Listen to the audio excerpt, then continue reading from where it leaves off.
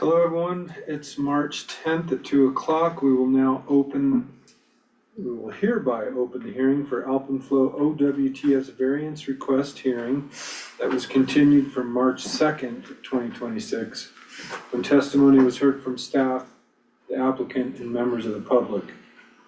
The procedure to be followed in this hearing will be as follows. The board will disclose any ex parte communications. The county staff will make an initial presentation on new information that pertains to new evidence. The applicant may then make their presentation on new information that pertains to the variance application. After that, any other persons either supporting or opposing the applicant may present evidence on the new information. Such presentation shall be limited to 3 minutes. Supporting and opposing witnesses may be questioned by the board. Once questioning is concluded, no further questioning is permitted unless granted by the chair. The applicant may then present any rebuttal evidence.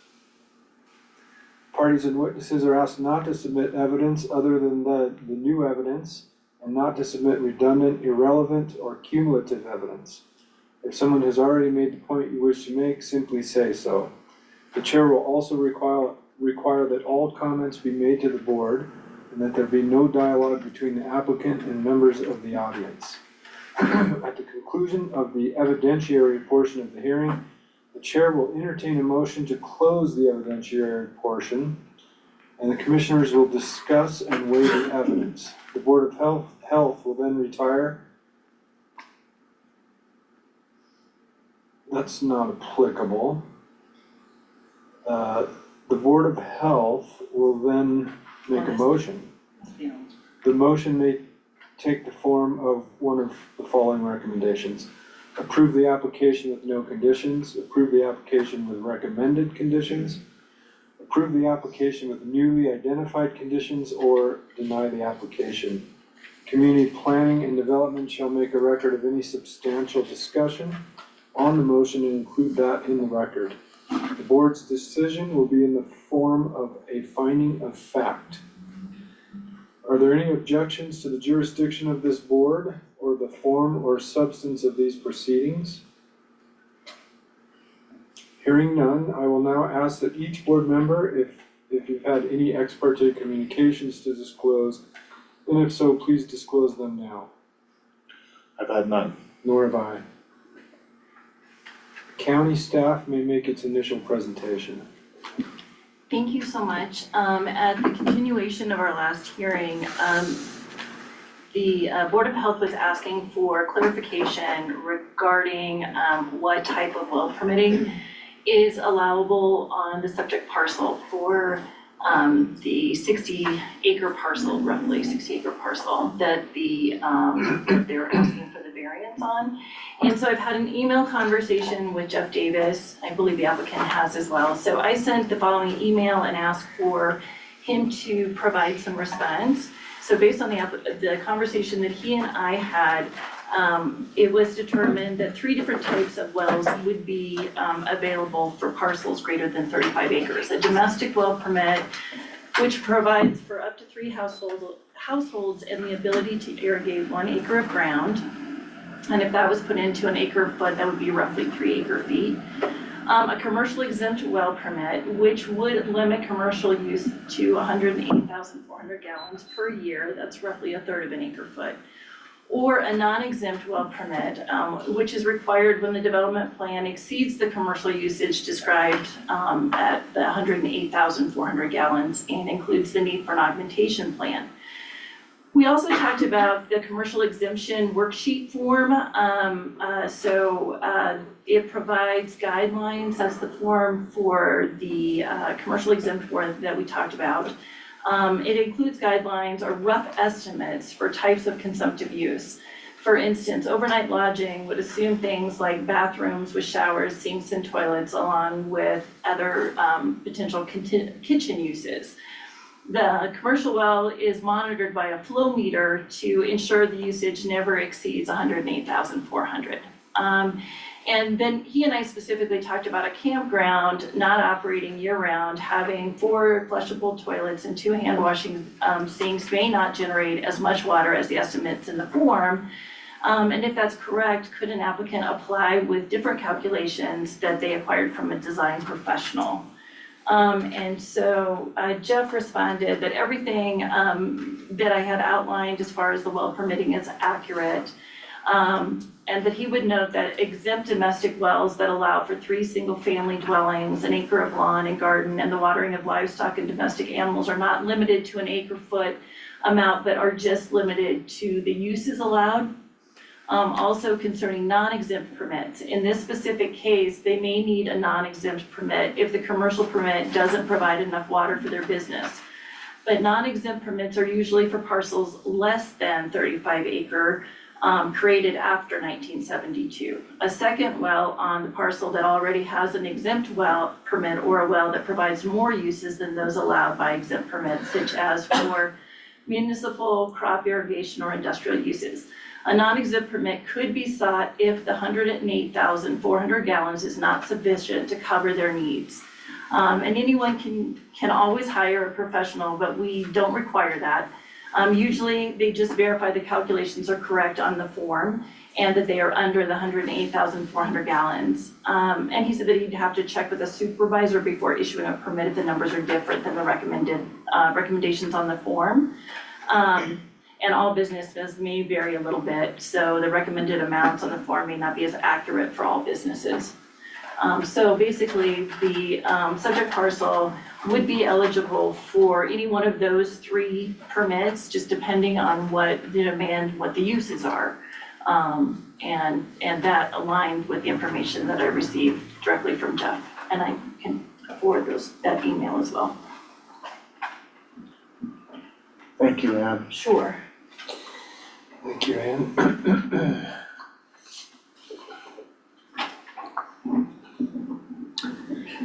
The applicant may now make their presentation of any new information that pertains to the variance application.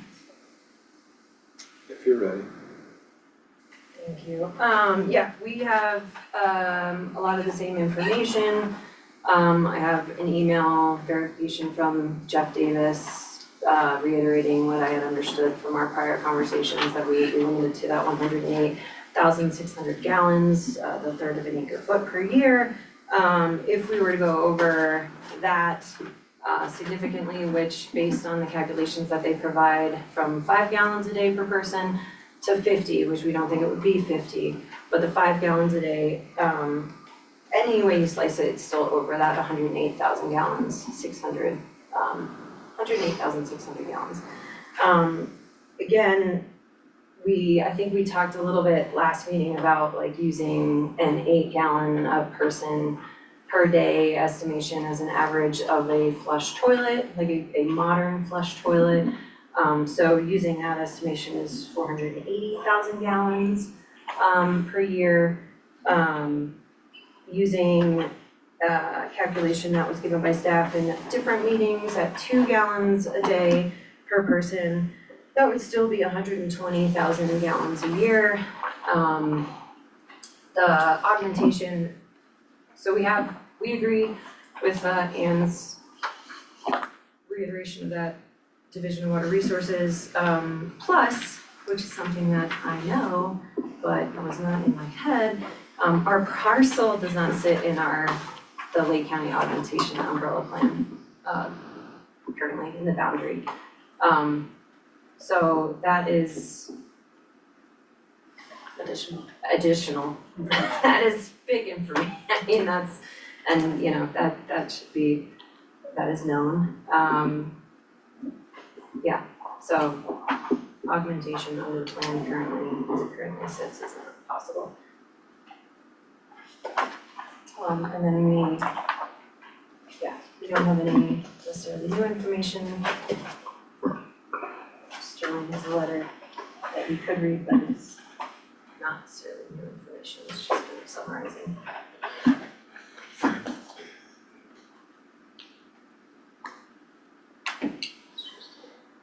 Number 4, any persons either supporting or opposing the applicant may present evidence on the new information.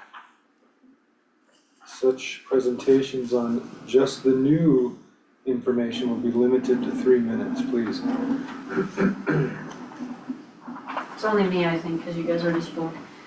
And the only thing I'll add, it's not necessarily new information, but our board had a conversation with the EC board yesterday. And our concern is lodging sits at the very top of what we came out of the retreat with recently on economic development and just the kind of crisis we're in currently. And we want to get into a more kind of problem-solving, creative space of how do we tackle this together. And what we would offer as EDC is, should for any reason we not get through where we are right now, we would offer resources to help navigate, like a consultant, pay for it, somebody to help us move. We don't want this to get stuck in a 6-month to a year process where we don't have the potential for lodging coming up this season. So however the EDC can support, we would love to jump in and be that support mechanism to do that. Does that make sense? Sure. That's what I got to offer for right now. Go ahead, Sarah. Just one more comment, I guess. I totally appreciate, and we have had, this has been a part of our conversations with staff of like planning for the max, right? And that is what staff asks us to do and asks most applicants to do, I think. So veering from scrutinizing our water estimations to what actual uses would be is a veer from conversations that I think are typical and that we have had. We are asked to provide accommodations and a plan for the max, should we have that capacity every day. Okay. Is that all? Okay.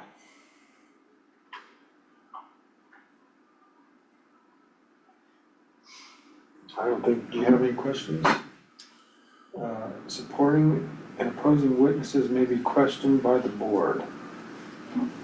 Once questioning is concluded, no further questioning is permitted unless granted by the chair. So if you have any questions for Tamara? No questions. I think that concludes the evidentiary portion. So I'll ask for a motion to close the evidentiary portion of the hearing. There will be no further public discussion on the file. I will call for a motion to conclude the evidentiary portion of this Board of Health meeting. I'll second. To a vote? Aye. Aye. That concludes the evidentiary portion of the meeting. We will now move into discussion amongst the board. Go ahead, Andy. Couple points that I want to address during just the discussion portion here is that I want to express the Board of Health's appreciation for staff and the difficult job they've had with this. There's no cookie cutter process with these. We have codes, some of which are extremely old, could be considered outdated, and these are things that you guys are tasked with following, even when they work, even when there's gray area. And some of these things are even slightly contradictory depending on interpretations. So I wanted to express my appreciation for your guys' hard work, your dedication to following these codes as best as you can, and how much the Board of Health and the county in general appreciates your guys' hard work on all of that. So I want to say that right off the bat, front and center there. I have no other discussion items. After talking this over with our county attorney, he made it clear that the intent of the rules and the regulations and all these things are to protect the public. And I think they've shown that this kind of system, which is allowed under state law, our laws are above and beyond and a bit onerous and vague around a campground. It mostly pertains to single-family homes. And so if the intent of the law is to protect the public safety, I think a commonly used pit toilet protects the public safety fine with some conditions, like they have annual inspections. It's obviously a certified tank toilet. Maybe there's a sign that says, hey, if you see this overflowing, call the county. So I guess I'd just like to say that, that we're here to make a decision based on the intent. And I think, Andy luckily stopped the last proceeding before we made a decision, because we all had a chance to look into it further and I think reconsider what possibly could have been a different outcome, so.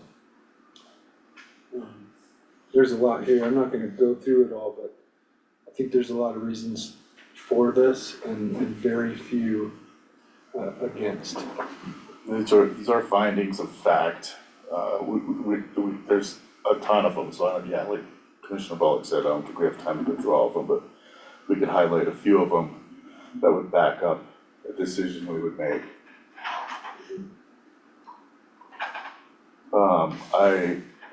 One of the ones that jumps out at me is the board finds that the applicant has demonstrated that the proposed vault system will provide equal or greater protection of public health and the environment when compared with a conventional OWTS system under the specific circumstances presented at this site. That was a big one that jumped out at me. The other problem with these systems is that inconsistent use is really hard on them. They either have to be shut down or they have to be used a lot, so they're just, and this year in particular, there's a lot of frozen systems because there's no ground, there's no snow to protect the fields, so I think meeting the intent, meeting our obligation to protect the welfare and the intent of the law is to protect everybody. I think this does that.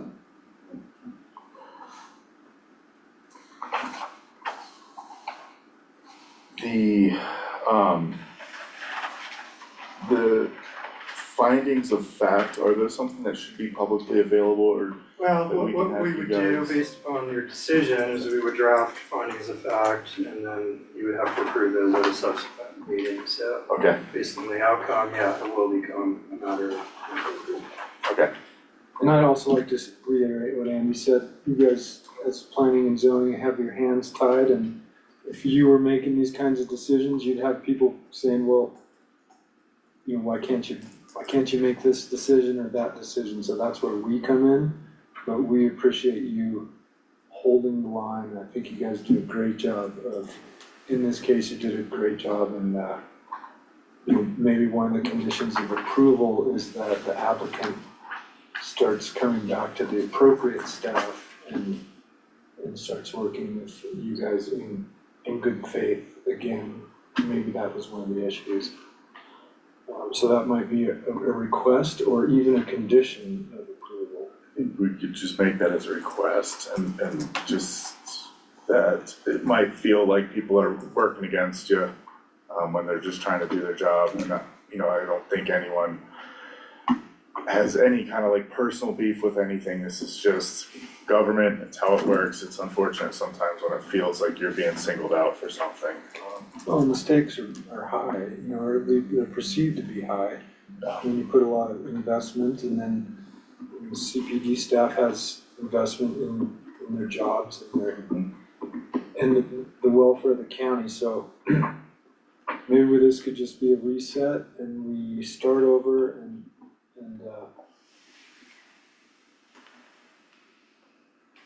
Where is my, oh, there's the variance. trying to get my language straight for what exactly the verbiage I'm approving, or asking for a motion to approve. Let's see, I had it out. Okay.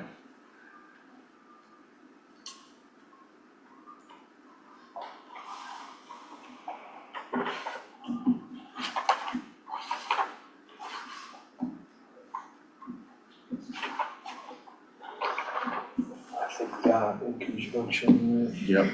with that. Okay, I'm gonna call for a motion to approve the Alpenflow OWTS variance. With the conditions of approval being this variance shall automatically lapse if the conditional use permit for the Alpenflow campground is not approved or if the campground use ceases. The reason for that condition is because it's a little bit out of order, like chicken before the egg, with the variance before the CUP. That was condition 1. Condition 2, the vault privy systems shall be installed in accordance with the engineering design submitted with the application and shall comply with all applicable construction, setback, and operational standards contained in Colorado Regulation 43. Condition 3, the vault tanks shall be pumped and serviced by a licensed septage hauler on a regular basis whenever the tank capacity alarms indicate the tanks are approaching capacity. Condition number 4, the applicant shall provide an annual inspection by a third party. A report, the applicant shall provide an annual third-party inspection report verifying that the vault tanks remain watertight, are not leaking, and are maintained. The inspection report shall be submitted to the Lake County Community Planning and Development. Condition 5, the applicant shall maintain records documenting the pumping and maintenance of the vault systems. Those records shall be made available to the county upon request. And 6, a sign shall be posted at each restroom facility providing contact information for Lake County Public Health so that any sanitation issues can be reported. I'll second the motion. Any further discussion, Andy, before we call for a vote? I've none. Nor do I. Take it to a vote? Aye. Aye. It is hereby variance is granted, and I'll take a motion to close the public hearing. I'll make a motion to close this public hearing of the Lake County Board of Health. I'll second and take it to a vote. Aye. Aye. Thanks for coming, thanks for bearing with us, and thank you. Thank you, staff. Absolutely. Yeah, thank you. Congratulations. Yeah.